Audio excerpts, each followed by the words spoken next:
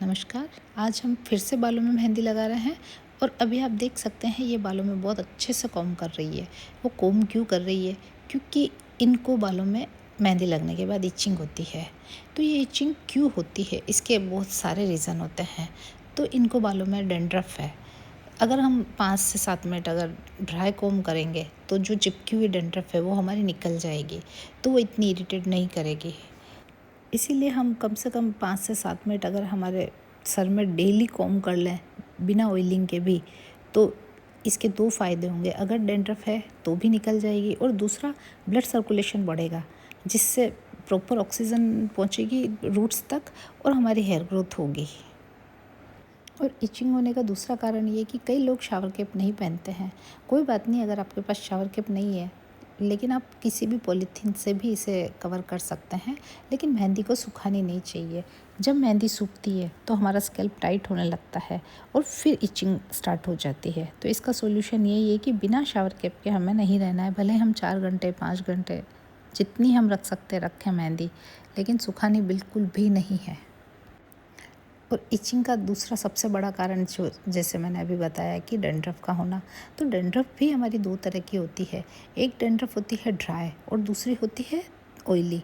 तो जो oily dandruff होती है वो हमारे स्कैल्प से चिपकी हुई होती है और वो हमें पता नहीं होता है।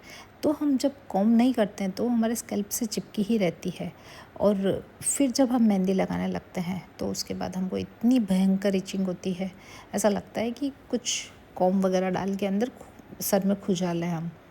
तो हमको वही है कि डैंड्रफ नहीं होनी चाहिए और मेहंदी लगाने से पहले 5 से 7 मिनट अच्छे से कॉम्बिंग कर लें, प्लस मॉइस्चर पूरा डालें इसमें। जैसे अभी आपने देखा था, मैंने 2 एग डाले हैं और उससे पहले सारी जड़ी बूटियों की ही मेहंदी बनी हुई है। और फिर भी किसी को ज़्यादा खुजली होती है तो आप उसमें शहद भी बहुत अच्छा डाल सकते हैं। मैं भी डालती हूँ कई बार। मैं बार बार वीडियोस में एक ही बात बोलती हूँ कि आप जब भी मेहंदी लगाएं तो इस तरह से सारी हर्ब्स डाल के ही मेहंदी बनाएं, क्योंकि प्लेन जो मेहंदी हम लगाते हैं वो हमें सही में नुकसान करती है, हमारे बालों को फ्रीज़ी करती है, ड्राई करती है। तो जो ये हर्ब्स है ये उस सब चीज़ों को कवर कर लेती है और एक तरह से ये ट्रीटमेंट का काम करती है मेहंदी। फिर कलर के साथ साथ स्कैल्प को हेल्थ भी देती है।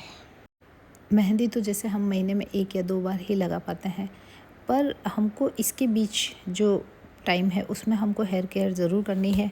हम ऑयलिंग करें प्रॉपर, वीक में 2 बार जब भी हम हेयर वॉश करें, बिना ऑयलिंग के हेयर वॉश नहीं करना है। प्लस अगर हमारे पास टाइम है तो हम कोई हेयर पैक लगा लें और माइल्ड शैम्पू ही लें, आंवला रीठा शिकाकाई से बना हुआ शैम्पू।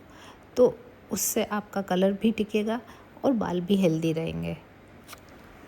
3 मिस्टेक्स और करते हैं कई जने कि एक तो ये कि मेहंदी में नींबू मिला लेते हैं।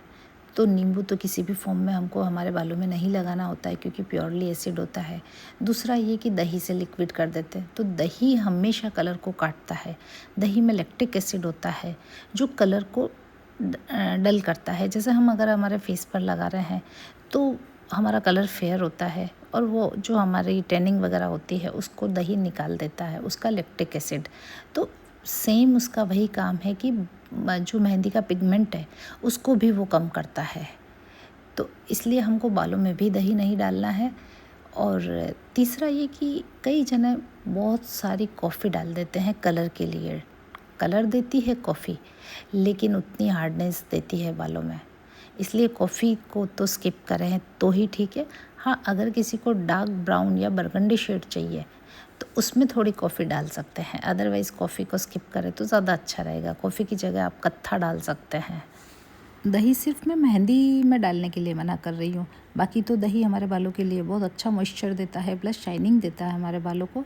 लेकिन मेहंदी लगाने के बाद या कोई भी अगर आप हेयर कलर भी कर रहे हैं तो उसके 8 से 10 दिन तक दही नहीं लगाएं तो ज़्यादा अच्छा रिज़ल्ट रहेगा।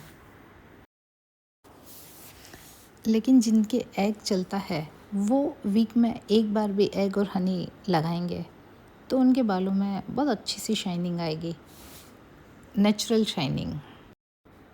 क्योंकि मैं सबसे ज़्यादा एग और हनी ही मेरे बालों में लगाती हूँ, मुझे बहुत पसंद है और इसकी बहुत अच्छी शाइनिंग आती है। प्लस बाल बहुत सिल्की होते हैं और अगर जिनके एग नहीं चलता है वो बनाना हनी लगा सकते हैं, फ्लैक्ससीड का जेल लगा सकते हैं, या एलोवेरा, फ्रेश एलोवेरा लगा सकते हैं। ऐसे बहुत सारी चीज़ें हैं हमारी होममेड, वो हम कर सकते हैं। होम केयर करनी है हमको। या मेथी दाने का पेस्ट बनाकर भी बालों में लगा सकते हैं हनी के साथ। तो इस तरह से हम नेचुरल कंडीशनिंग भी दे पाएंगे बालों को, और एक तरह से हमारे हेयर फॉल को भी कंट्रोल कर पाएंगे। आपको जैसे जो मैंने वीडियो में बताया है, अगर किसी भी तरह की किसी को कोई प्रॉब्लम आए तो बेझिझक मुझसे पूछ सकते हैं, मैं हर सवाल का आंसर करूँगी। हाँ, कभी कभी मैं लेट हो जाती हूँ क्योंकि पार्लर में बिज़ी रहते हैं, तो टाइम पर जवाब नहीं दे पाती हूँ, उसके लिए दिल से सॉरी। मेरी कोशिश रहती है मैं कि हर क्वेश्चन का आंसर दूँ और हर प्रॉब्लम का सॉल्यूशन दूँ जितना मुझे आता है।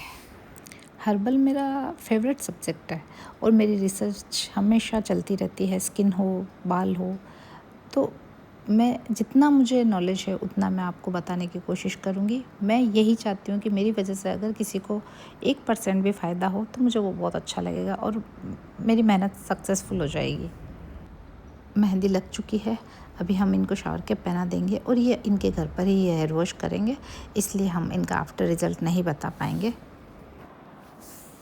तो इस तरह से आप भी बनाइए, घर पर लगाइए और मुझे कमेंट में बताइए कि आपको ये वीडियो कैसा लगा।